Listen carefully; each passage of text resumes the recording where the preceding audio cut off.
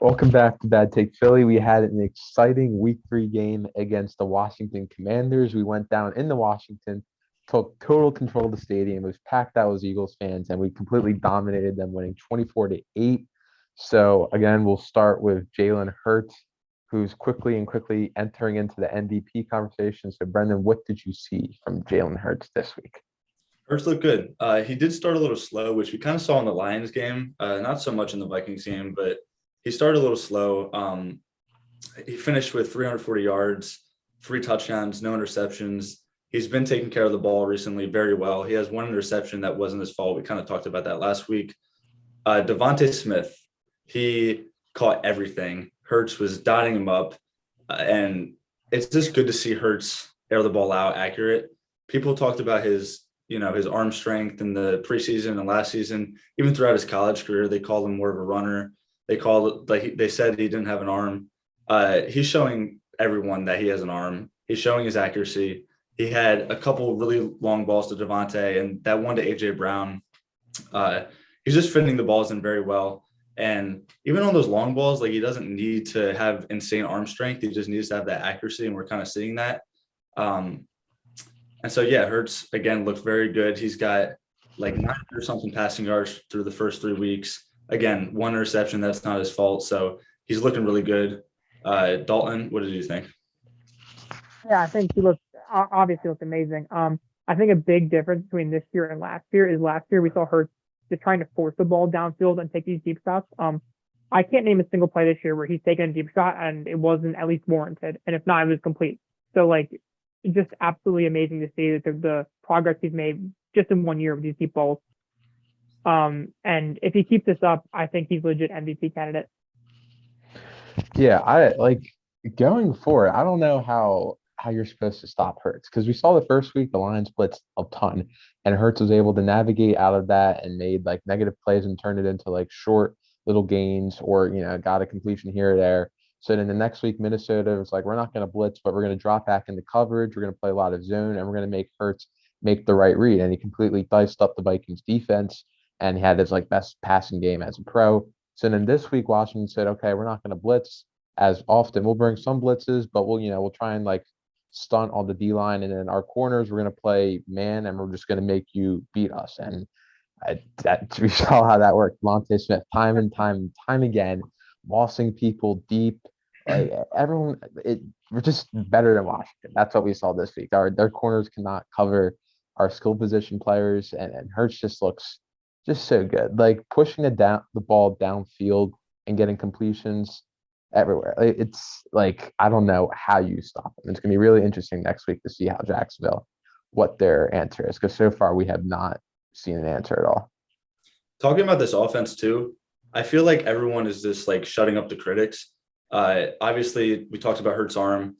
Hurts is amazing. Devontae, when he came to the league, everyone said his size was going to be an issue. He's going up and mossing people. He had a great game. He had a great week 2.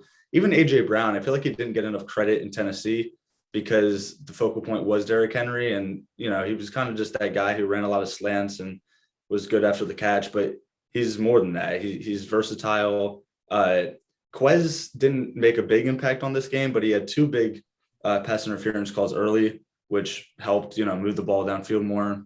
And overall, Hurts is just efficient. Again, we got to see his deep ball accuracy, took care of the ball, and we didn't rush that well, which was kind of, we rushed a lot in the second half. And I'm not sure if Washington just schemed to stop the run, but our passing game won us the game. And I feel like it hasn't been like that in a while. Like it hasn't like solely been the passing game. And again, like you said, Hurts is in the MVP conversation. He's thrown the ball like as good as anyone. And it's just exciting. One last point before we move on to probably the defense. I just think, kind of backing on what Dakota said, we have so many different weapons and ways to win now on offense that it's very, very hard to stop us. Last year we had the run game, and you saw in the playoffs when they took away the run game, Hurts could not pass the ball. This year we have passing, we have rushing, we have a mix of both. Like, it's going to be very hard to stop this team. One thing that I would like to see out of this team is in the second half and blowouts, maybe put up a couple more points. It could be a couple field goals, but just being able to put up a couple more points in the second half would have been nice to see.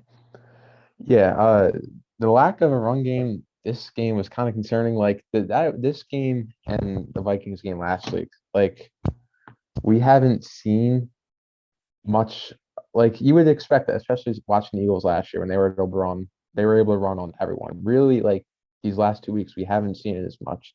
Washington's front four is pretty good. Deron Payne, Jonathan Allen up the middle, but we should have the best O line in the league. We should be able to run on anyone that we choose. And like I didn't see that as much yesterday. So hopefully they can get that figured out, get Jason Kelsey, Landon Dickinson pulling again, running Sanders behind them, getting read option in there. So hopefully next week we see more of that.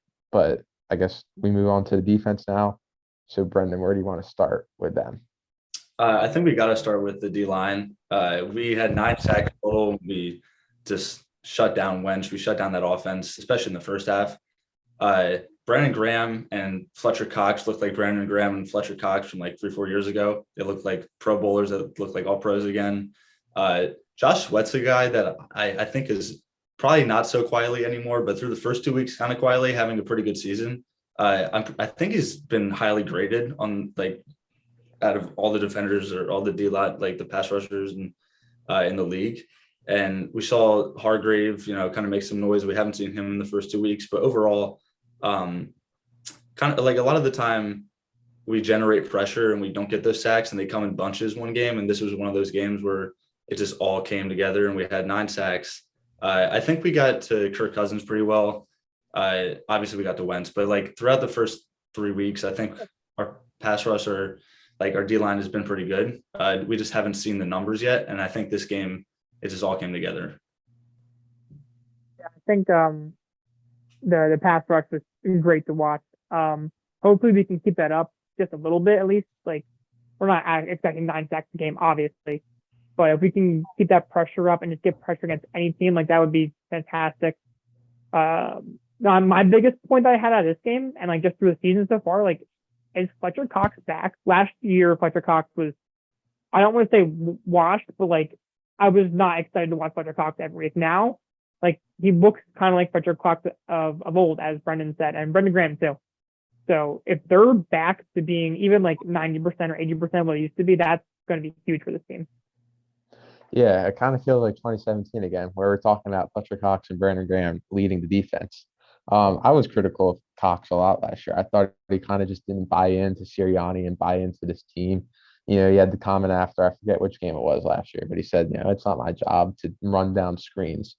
And this game, like one of my favorite plays besides the Goddard screen for a touchdown was on that long drive that Washington had in the third quarter. And Wentz on 3rd and goal breaks out of the pocket and he breaks a tackle and he's about to score. And Fletcher Cox runs down Wentz all the way back from the line of scrimmage and stops Wentz at the 1-yard line. Like Fletcher Cox last year is not making that play, but Fletcher Cox this year just looks completely rejuvenated. I think he's bought into this team and he says, like, I can get another Super Bowl ring. So he's giving 110% effort. Like that play more than anything showed me how much he really is back and how much he wants to win. So it's just so exciting. Brandon Graham too, Josh Sweat, Javon Hargrave finally got in there. Hassan Reddick finally making noise. Like everyone, and we've been really critical of Wentz too in the past for holding on to the ball. Like I don't even think it was like Wentz holding on and trying to make a play. Like it was just the pocket was collapsing on him. A lot of the sacks, like they look so good yesterday. Yeah, it was exciting. Like we saw why people still consider Fletcher Cox one of the best interior rushers in the league and best just defensive lineman in the league. And another guy that I've brought up every single time, I know you like him, TJ Edwards. He is all over the place. I love this guy. Like he's leading the team in tackles every single game. Kaiser White, like this linebacker room is just flying around the field. They're making plays, and we haven't had that. It's good to see. Like I feel like a lot of people were excited for Nakobe Dean. They were excited for Hassan Reddick, who he's more of an edge rusher, but like TJ Edwards wasn't really talked about. Kaiser White was a little bit just because he was a free agent signing, but TJ Edwards and Kaiser White are all over the place. I think Edwards had 9 tackles and Kaiser had 7 or 8, but they are all over the place. And it's good to see that we're making tackles. Against the Lions, we did have a little bit of a concern because we were not making tackles, but they are just making every play. I have one or two concerns for this team. I'll bring up one of them now. The injury scares are a little bit nerve wracking. This is the second straight week where Slay has been out for a couple plays, and we saw him obviously week one. Week two. He was definitely a little bit banged up, and then this past week he was jogging around the sideline while he was out. And we don't really have the quarterback depth to lose. I mean, losing top cornerback's never good, but losing Slay would really hurt this team. And other players like Goddard was out for a bit. Donald Smith went out for a play. Milton Williams went out. Like, it's just a little bit scary. Luckily, I don't think anyone actually has any serious injuries yet. Fingers crossed. But it makes me a little bit nervous with the amount of time Slay has been out. Yeah, like I think I'll talk about the corner back depth in a little bit, but I just want to get back to what Brendan was saying. Like TJ Edwards, another one of my favorite plays is when there is a screenplay to Curtis Samuel. And TJ Edwards flies across like a sideline to sideline type linebacker and runs down, makes that play. Like no one talked about TJ Edwards this offseason. All the hype was on everyone else. Like Nakobe Dean. Nakobe Dean hasn't even like played any defense. He And you plays now, I barely don't came think. out on special teams. Like TJ Edwards is such a dog. He's just everywhere. Like he really is becoming one of the best linebackers in the league. I'm so excited for TJ Edwards as the season goes on. About Slay, I like you saw once he was out, they started picking on Zach McPherson right away. Zach McPherson should not be out there. He does not look very good. So you want to keep Slay as healthy as possible.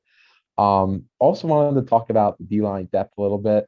Like obviously we have a lot of good D linemen, but what I noticed is when Cox and Graham and Hargrave are taking a break, even Hargrave doesn't impress me against the run, but like you had Jordan Davis and you had Milton Williams in there, and they would run away from Jordan Davis when they're running the ball. Like Jordan Davis would get penetration in the backfield, but they would run it away from him and they would attack Milton Williams, attack other parts of the defensive line, and they were able to run the ball a little bit against us. They kind of like they didn't stick to that. They wanted to throw the ball a lot. I think if they had decided like we're going to run the ball more, they could have had more success against that. So I just like hopefully as Jordan Davis becomes more conditioned as the season goes on, you can play him with Cox. Maybe Hargrave does a little better against the run, but that was a little bit of a concern for me there. Yeah, I mean, hopefully we kind of have the hope, especially with the first round draft pick, we, took him, and we have the hope that he's going to be the future of this D line and kind of build around him. I think he's going to be dominant, but back to the injuries with what Dalton was saying, like so far we've been pretty fortunate, and with Sirianni's, philosophy with training camp, not practicing as hard, less, pad days, and I hope it pays off. But it's just scary because that's like one of the main things that derails the season. We're kind of seeing it with the Bills, not as much, but we're seeing it with the Chargers a lot. Chargers are banged up and they just lost to the Jags, which they shouldn't have lost that game. But yeah, injuries can just derail a season. We've been pretty fortunate, but hopefully it doesn't catch up with us. Yeah. Am I going to move on to special teams real quick? You can wrap up. Well, I just like one more point about injuries. Landon Dickerson also in the third quarter missed like the first couple series, and we saw Sua Peta replace him. And I kind of think like part of the reason why they weren't able to establish a run in the third quarter is because Sua Peta was just getting blown up. He wasn't getting any push. I don't understand why they don't put in Cam Jurgens there. Like in the preseason, Jurgens looked amazing, run blocking and pulling and that kind of stuff. So I don't understand why not give Jurgens the opportunity. I don't want to see Sua Peta out there. He looked really bad. But and hopefully, sorry. Yeah. Hopefully it's more, a lot of precautionary stuff because we were up a lot. The game was pretty much over. So with some of the guys taking snaps off, some of the guys on the sideline for a while, hopefully it's just they didn't, need those guys to win the game because it wasn't a game anymore.